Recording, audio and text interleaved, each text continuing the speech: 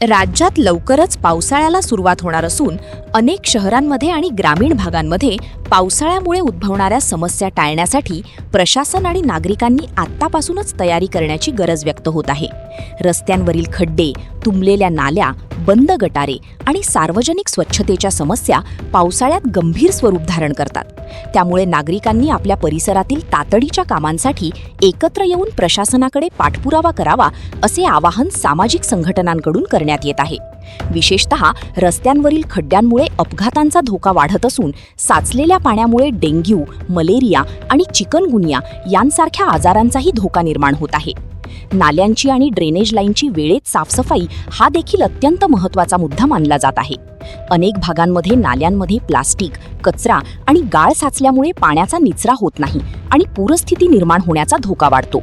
गटारे तुंबल्यास पावसाचे पाणी थेट घरांमध्ये शिरण्याच्या घटना घडतात, ज्यामुळे मालमत्तेचे नुकसान आणि आरोग्यविषयक समस्या निर्माण होतात.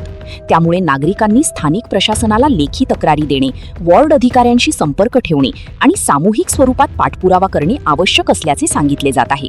सोशल मीडियाच्या माध्यमातून समस्या मांडणे आणि माहिती अधिकार कायद्याअंतर्गत माहिती मागवणेही प्रभावी ठरू शकते. दरम्यान शाळा, अंगणवाडी आणि महाविद्यालयांमधील मूलभूत सुविधांची तपासणी करण्यावरही भर दिला जात आहे. पिण्याच्या पाण्याची स्वच्छता, शौचालयांची स्थिती आणि मध्यान्ह भोजनाच्या गुणवत्तेकडे विशेष लक्ष देण्याचे आवाहन करण्यात आले आहे. तज्ज्ञांच्या मते पावसाळ्यापूर्वी नागरिक आणि प्रशासन यांच्यात योग्य समन्वय राहणे अत्यंत गरजेचे आहे. वेळेत उपाययोजना केल्यास पूरस्थिती, साथीचे रोग आणि अपघात टाळणे शक्य होऊ शकते.